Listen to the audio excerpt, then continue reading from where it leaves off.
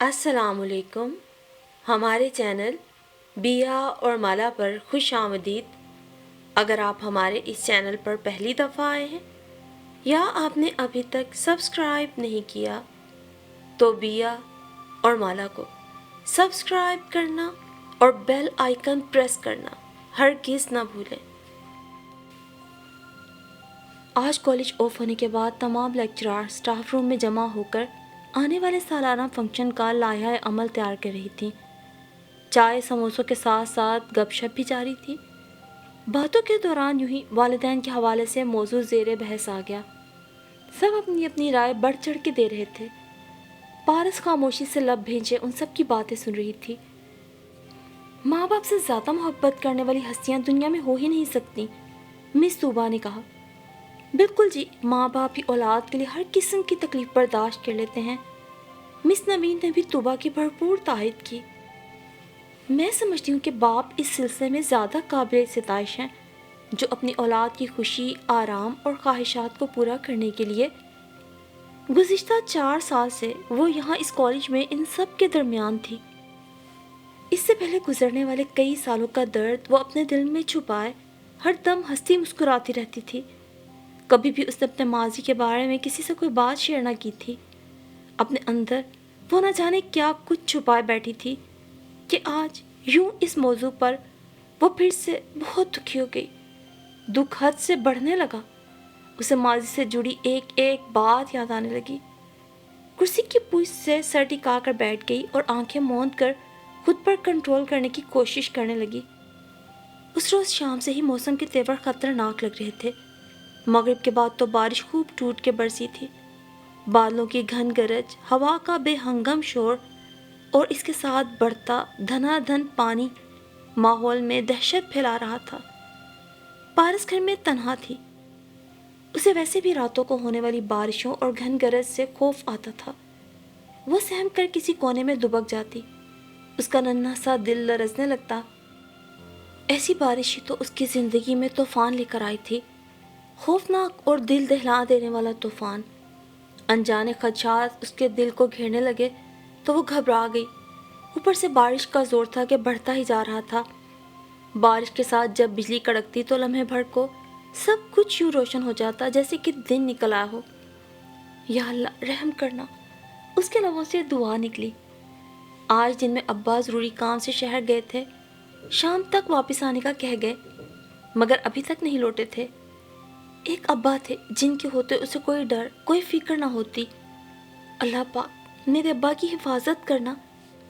ایسی ہی سیاہ، ڈراؤنی اور خوفناک رات تھی کہ جب اماں گھر سے نکلی تھی اور لوٹ کر واپس نہ آئیں. ہمیشہ ہمیشہ کے لیے کہیں کھو گئی. اماں، اس کے لبوں سے سسکاری نکلی. پارس اپنے والدین کی اکلوتی اولاد تھی. ملک اسحاق ماں باپ کے اکلوتے بیٹے تھے. والدین کے انتقال کے بعد وہ اپنے آبائی گھر میں ہی رہتے تھے. چھوٹا سا پرانے طرز کا بنا یہ گھر ان کو بہت عزیز تھا. اور دوسری جانب ان کی خالہ زیتون کی فیملی بھی یہیں رہتی تھی. زیتون خالہ کی بیٹی فیروزہ سے ملک اسحاق کا رشتہ پکا ہو چکا تھا. دونوں ایک دوسرے کو بہت پسند کرتے تھے اور پھر بہت جلد ہی فیروزہ ان کی زندگی میں آ گئی. اللہ پاک نے بہت جلد ہی پارس کی شکل میں خوشی ان کی جھولی میں ڈال دی. دونوں میاں بیوی بہت خوش تھے. ان کے چھوٹے سے گھر میں خوشیاں ہی خوشیاں تھیں. پارس دونوں کی آنکھوں کا تارا تھی. اسحاق زمینوں پہ کام کرتے، شام کو لوٹتے تو بیٹی اور بیوی کے چہروں کو دیکھ کر ساری تھکن کافور ہو جاتی. پارس تیسری کلاس میں تھی کہ اچانک ایک رات فیروزہ بیٹے کی پیدائش پر نہ جانے کیسی پیچیدگیوں کا شکار ہو کر ہمیشہ ہمیشہ کے لیے ان کو چھوڑ گئی. ابھی تو شادی کو صرف 7 سال ہی ہوئے تھے. یہ کیسے ہو گیا؟ فیروزہ یوں کیسے جا سکتی ہے؟ اسحاق تو نیم پاگل سا ہو گیا تھا. رشتہ دار جاننے والے سبھی آئے، حوصلہ دیا، تسلیاں دی، سمجھایا. کچھ روئے بھی. کچھ لوگوں نے مستقبل کو لے کے مشورے بھی دیے. دلاسے کے ساتھ ساتھ ہولایا بھی اور اپنے اپنے گھر کو لوٹ گئے.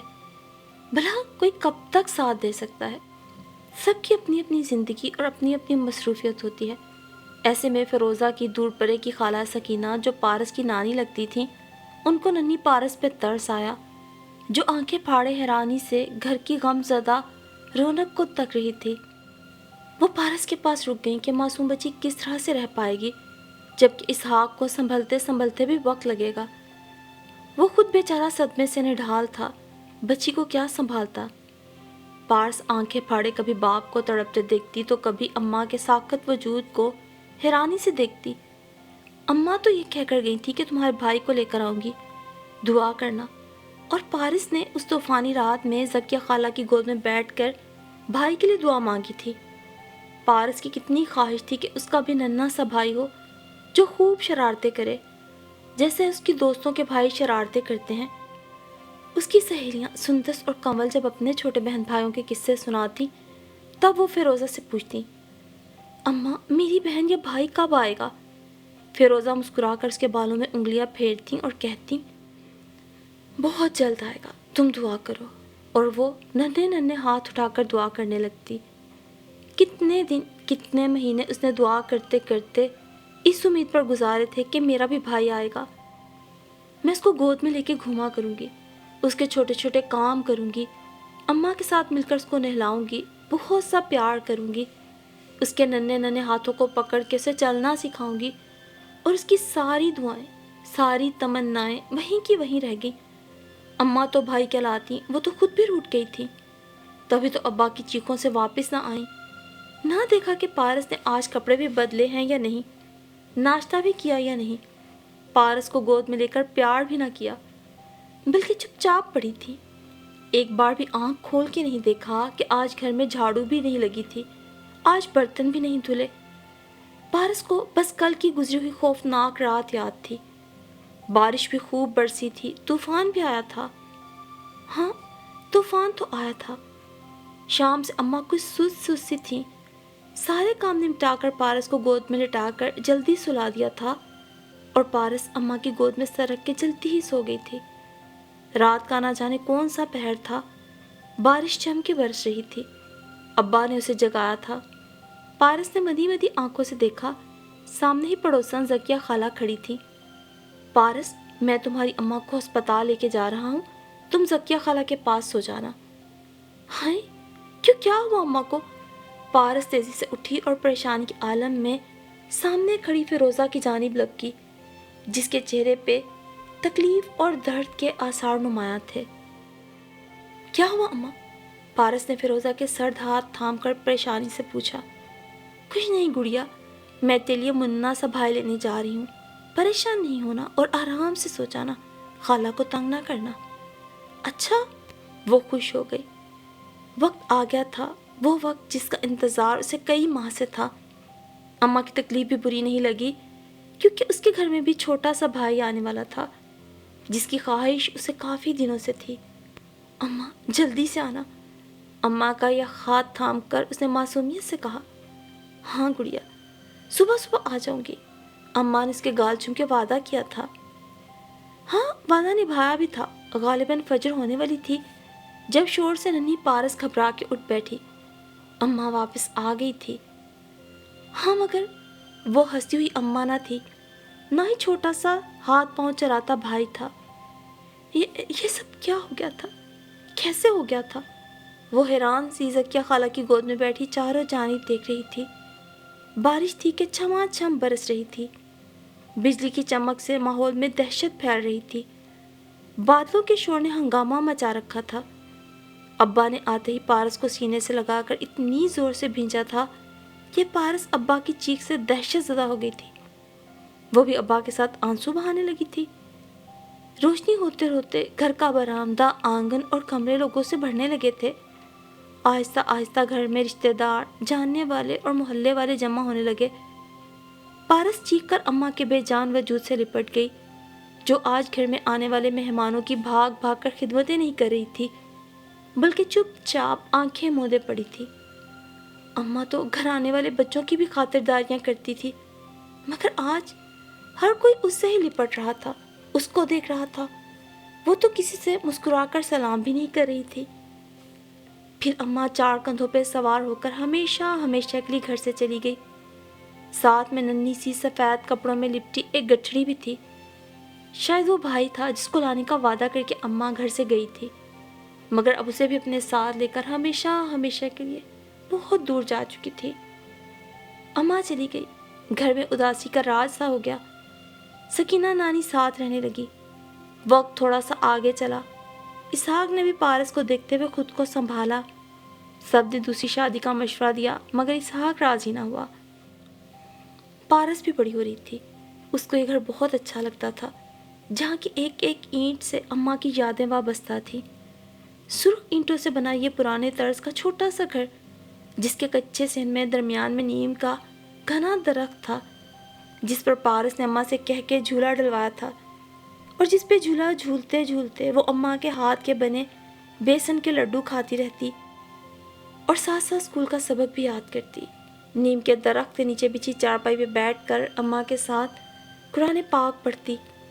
اماں وہاں بیٹھ کر سبزی بناتی، پارس کی گڑیا کے ڈھیروں کپڑے سیتی اور کپڑے کی رنگ برنگی گڑیاں بناتی، اور پارس وہ گڑیا لے کر اتراتی پھرتی۔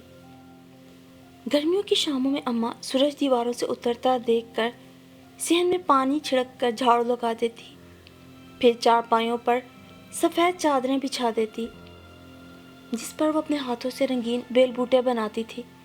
اماں مجھے بھی سکھا دو نا، تم کتنے اچھے پھول کاٹتی ہو، میں بھی کاٹوں گی۔ نفاست سے چلتے اماں کے ہاتھ دیکھ کر پارس بولتی، ہاں ہاں گڑیا، تجھے بھی سکھاؤں گی، بڑی تو ہو جا تو۔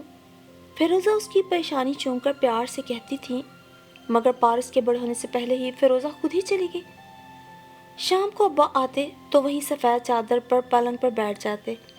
پارس ابا کی گود میں چڑھ کر دن بھر کی روداد سناتی، فیروزہ چائے بنا لاتی، ابا مزے سے چائے پینے لگتا، پارس وہیں بیٹھ کے چائے پاپے کھاتی رہتی، ساتھ ساتھ مزے مزے کی باتیں کرتی رہتی۔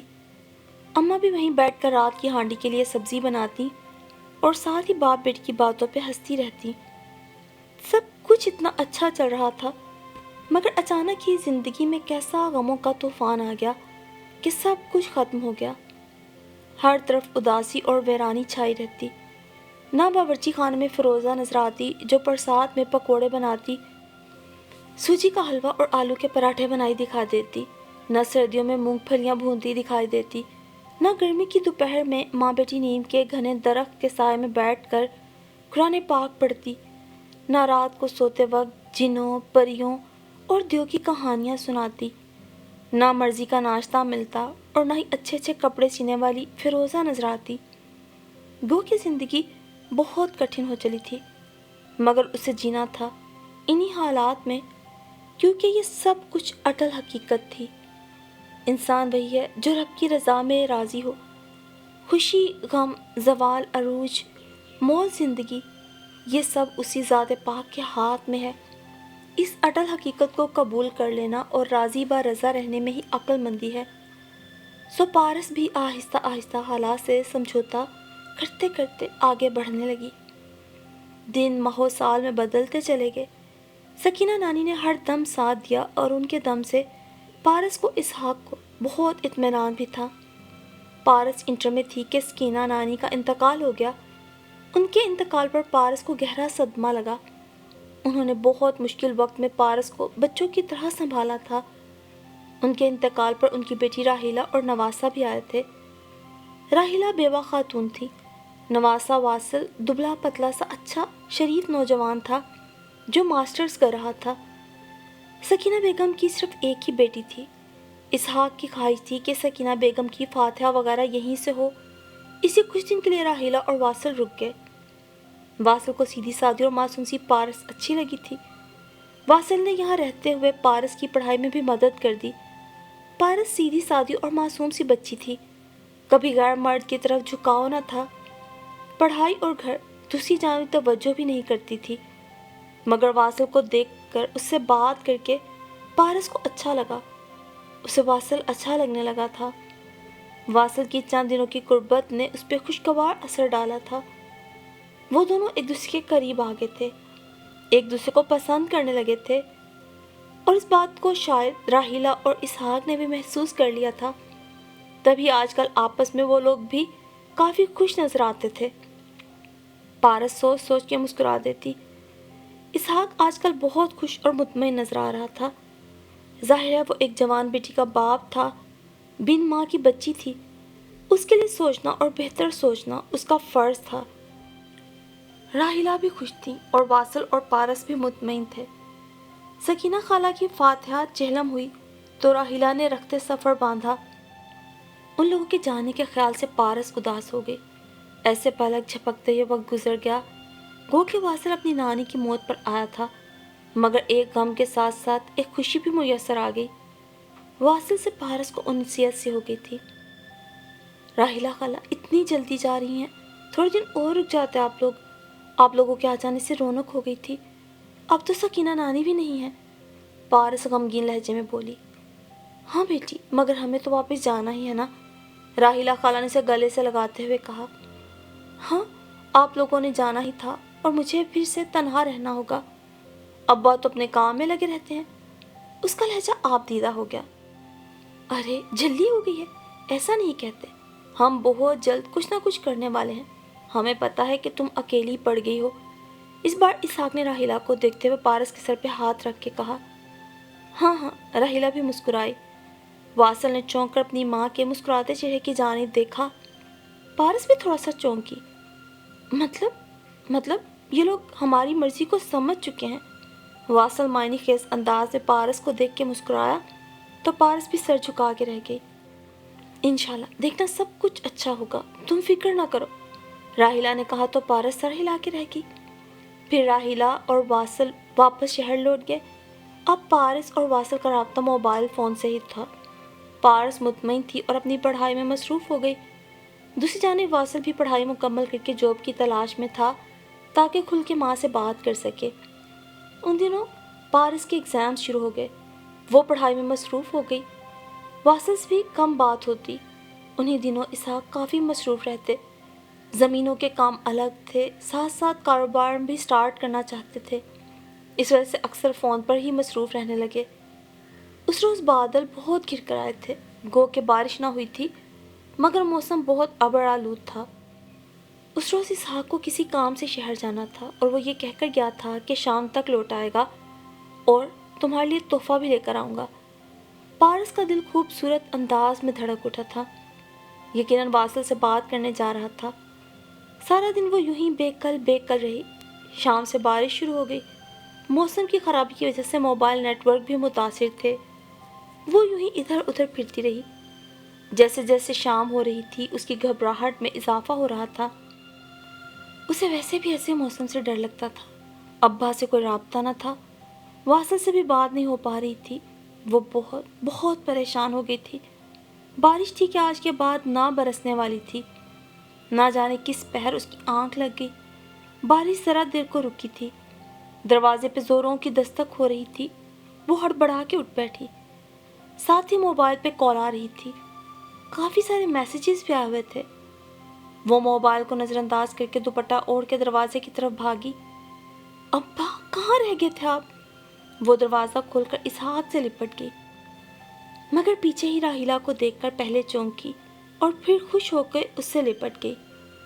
راحیلہ خالہ آپ؟ وہ لوگ اندر آ گئے۔ اسحاق کچھ پزل سا تھا۔ راحیلہ خالہ اب آپ نے تب تک نہیں جانا جب تک ابا کے سارے کام نہیں ہو جاتے۔ آج کل ابا مجھے ٹائم نہیں دیتے، پارس نے راحیلہ کو بیڈ پر بٹھاتے ہوئے شکایتی انداز میں کہا۔ اب تمہاری خالہ کہیں نہیں جائیں گی، ہمیشہ تمہارے ساتھ رہیں گی، تم اکیلی نہیں رہو گی۔ تمہیں ماں کی ضرورت تھی نا، اس لیے میں راحیلہ کو ہمیشہ کے لیے لے آیا۔ اب یہ تمہاری خالہ نہیں ہے، اماں ہے، کیونکہ ہم نے نکاح کر لیا ہے۔ کیا؟ پارس جو خود راحیلہ کے برابر میں بیٹھنے لگی تھی، بجلی کسی تیزی کے ساتھ دوبارہ کھڑی ہو گئی۔ اسے لگا جیسے ابا نے اس کے سر پہ بم دے مارا ہو۔ یہ حل نکالا تھا انہوں نے میری تنہائی دور کرنے کا۔ عمر کے اس حصے میں جب کہ بیٹی کی شادی کرنے کا وقت تھا، اس وقت اپنی شادی رچا کر بیٹھ گئے تھے۔ یہ تو اپنی تنہائی کا علاج کیا تھا انہوں نے۔ پارس منہ کھولے اس تلخ اور غیر یقینی سچائی پہ غور کر رہی تھی۔ اسے ابا کے وجود سے گھن آ رہی تھی۔ یہ کیا کر ڈالا تھا انہوں نے؟ ابا راحیلہ کو لے کر دوسرے کمرے کی جانب بڑھ گئے۔ موبائل پہ واصل کی کال آ رہی تھی۔ پارس لڑکھڑاتے قدموں سے فون کی جانب بڑھی اور آف کر دیا۔ سم نکال کر توڑ دی اور بیڈ پہ گر کے پھوٹ پھوٹ کے رونے لگی۔ اس کے تو سارے خواب چکنا چور ہو گئے تھے، ریزہ ریزہ اور بکھر گئے تھے۔ ایک بار پھر بارش، طوفان اور بجلیاں اس کے دل کے آشیانے پہ گر گئی تھیں اور اس کے ارمان، معصوم خواہشیں اور محبت طوفان میں تباہ و برباد ہو گئی تھی۔ پھر وہ اپنا مختصر سا سامان لے کے ہاسٹل آ گئی۔ اسحاق نے روکنے کی کوشش بھی کی مگر پارس فیصلہ کر چکی تھی اور ایک انچ بھی فیصلے سے ہٹنے کو تیار نہ تھی۔ دن، مہینے اور سال میں بدلتے رہے۔ اب وہ مقامی کالج میں لیکچرار تھی، وہیں ہاسٹل میں رہتی تھی۔ دھیمے مزاج اور خوبصورت لب و لہجے میں بات کرنے والی مس پارس اسحاق کالج کی ہر لڑکی کا آئیڈیل تھی۔ اس کی کولیگز بھی اسے بہت پسند کرتی تھی۔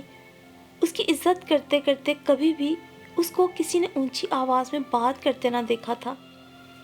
کبھی وہ غصہ نہیں کرتی تھی، سب لوگ اس کو پسند کرتے تھے۔ لیکن آج یوں اچانک اسے ٹوٹتا دیکھ کر ساری کولیگز ہی حیران تھیں۔ اتنے عرصے میں وہ پہلی بار پارس کو اتنا جذباتی ہوتا دیکھ رہی تھی۔ میم پانی پی لیں، اس کی کولیگ اکثر اس کی طرف پانی کا گلاس بڑھاتے ہوئے کہا۔ اوہ سوری، وہ شرمندہ سی ہو رہی تھی۔ آج اتنے سال بعد نہ جانے کیوں اس کے اندر کا طوفان یوں بپھر گیا تھا۔ وہ تو خود کو کنٹرول کر کے گزشتہ 8 سال سے زندگی گزار رہی تھی۔ ابا اور راحیلہ خالہ کی وفات پر بھی وہ رسمن گئی تھی، مبادا واصل سے سامنا نہ ہو جائے۔ وہ واصل کی نظر میں خود کو شرمندہ محسوس کر رہی تھی۔ پانی پی کے وہ ریلیکس ہوئی۔ آج اسٹوڈنٹس کی چھٹی کے بعد ساری ٹیچرز مل کر سالانہ فنکشن کی تیاری کے حوالے سے بات چیت کرنے رک گئی تھی۔ تبھی یوں بات نکلی اور یہ سب کچھ ہوا۔ میڈم پارس، آپ سے کوئی ملنے آئے ہیں، کوئی صاحب ہیں، پی این نے آ کر اطلاع دی۔ مجھ سے؟ اچھا انہیں گیسٹ روم میں بٹھائیں، میں آتی ہوں۔ یہ کہہ کے پارس اپنا پرس اٹھا کر دوپٹے کو سلیقے سے سیٹ کرتی گیسٹ روم کی جانب آ گئی۔ روم میں داخل ہوئی تو سامنے صوفے پر بیٹھے شخص کو دیکھ کر اپنی جگہ جم گئی۔ واصل، تم یہاں کیوں آئے ہو؟ حیرت سے آنکھیں پھاڑ کے اس نے پوچھا۔ پلیز پارس، ٹھنڈے دل سے میری بات سنو۔ جس طرح تم اپنے ابا سے ناراض ہو ویسے ہی میں بھی اپنی ماں سے ناراض تھا۔ مجھے پتہ نہیں چلا یہ سب کیسے ہو گیا، مگر تم نے مجھ سے ہر ناطہ، ہر رشتہ یوں ختم کر ڈالا۔ مجھے کس بات کی سزا دی؟ میرا کیا قصور تھا؟ مجھے کیوں اپنی زندگی سے بے دخل کیا؟ میری کوئی حیثیت نہ تھی۔ ہم لوگوں نے کچھ سپنے دیکھے تھے، کچھ خواب تھے ہمارے۔ چپ ہو جاؤ واصل، پارس نے اس کی بات درمیان سے کاٹ کے سخت لہجے میں کہا۔ جب میرا اور تمہارا ایک نیا رشتہ بن گیا، ایسا رشتہ کہ جس کے بارے میں ہم سوچ بھی نہیں سکتے تھے، بھلا تب میں کس طرح اور کیسے تم سے رابطہ رکھ سکتی ہوں؟ اس لیے بہتر یہی ہوگا کہ تم یہاں سے واپس لوٹ جاؤ۔ پارس، میری بات تو سنو، تم کو اصلیت کا علم ہی نہیں ہے۔ بے شک وہ جو کچھ ہوا وہ ہم دونوں کے لیے شوکنگ اور غیر یقینی تھا، لیکن ایک سچائی اور بھی ہے جو تمہیں علم نہیں ہے۔ میں اپنی ماں کا سگا بیٹا نہیں تھا، میں ان کا بھتیجا ہوں۔ میرے والدین فوت ہو گئے تو میری پھپھو یعنی راحیلہ نے مجھے پالا پوسا۔ وہ میری رشتہ دار تھی، میری سگی ماں ہرگز نہیں تھی۔ اور یہی بات تو میں تمہیں اس روز بھی کال کر کے بتانا چاہ رہا تھا، میسیج بھی کیے، اپنی صفائی دینا چاہتا تھا، لیکن تم نے سارے راستے بند کر دیے، حتیٰ کہ گھر بھی چھوڑ دیا۔ اور ابھی کل ہی میں نے ٹی وی پروگرام میں کالج فنکشن میں تمہیں دیکھا تو پتہ معلوم کر کے چلا آیا تاکہ سچائی بیان کر سکوں۔ کیا تم سچ میں راحیلہ خالہ کے سگے بیٹے نہیں ہو؟ پارس آنکھیں پھاڑے اس کی باتیں سن رہی تھی۔ ہاں یار، اور آج بھی میں تمہیں ہی چاہتا ہوں، تبھی تو 5 سال دیار غیر میں رہ کے بھی دل نہ لگا، اور پچھلے 3 سال سے دوبارہ واپس آ کر پاکستان میں سیٹل ہو گیا ہوں۔ مجھے ایک دن کے لیے بھی تم بھول نہیں پائی۔ پارس، میں نے تم سے سچی محبت کی تھی، تمہارے ساتھ کی تمنا کی تھی، اس لیے آج تک میں اکیلا ہوں۔ تمہارے بعد کوئی بھی تم جیسی نہ ملی۔ میں آج بھی تمہارا طالب ہوں، کیا تم کو میرا ساتھ قبول ہے؟ وہ سراپا سوال بین کے سامنے بیٹھا تھا۔ واصل، یہ جگہ ایسی باتوں کی نہیں ہے، میں یہاں پر لیکچرار ہوں، پارس کچھ جھیم کر بولی۔ اوکے، پھر تم جہاں کہو وہاں آ کے پرپوز کر دوں گا۔ ٹھیک ہے، میں چاہتی ہوں میں لوٹ کر اپنے والدین کے گھر چلی جاؤں، شاید اس طرح کچھ غلطیوں کا کفارہ ہو سکے، انجانے میں دیے گئے دکھوں کا مداوع ہو سکے۔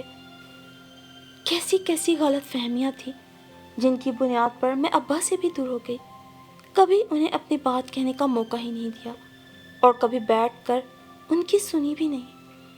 کاش ایک دفعہ ان کے جیتے جی ان کے دل کی بات سن لیتی تو اتنے سال یوں اکیلی ہی اپنی آگ میں نہ جلتی رہتی اور یوں ابا سے بدظن نہ ہوتی۔ کاش کاش کہ میں نے اپنے ابا کی مجبوریوں کو سمجھا ہوتا۔ شدت غم سے خود پہ ضبط کرتے کرتے بھی اس کے آنسو بہہ نکلے تھے اور ایک تواتر سے بہنے لگے تھے۔ بلیک کاٹن کے پرنٹڈ سوٹ میں وہ دل میں اتری جا رہی تھی۔ واصل نے گہری نظروں سے اس کو دیکھا۔ اوکے، وہ بھی مسکرائی۔ تھینکس میم، جھک کر سینے پہ ہاتھ رکھ کے وہ کورنش بجا لایا۔ لیکن اب کے آتے آتے قاضی کو بھی لیتا آؤں گا، جانے پھر تمہارا ارادہ نہ بدل جائے۔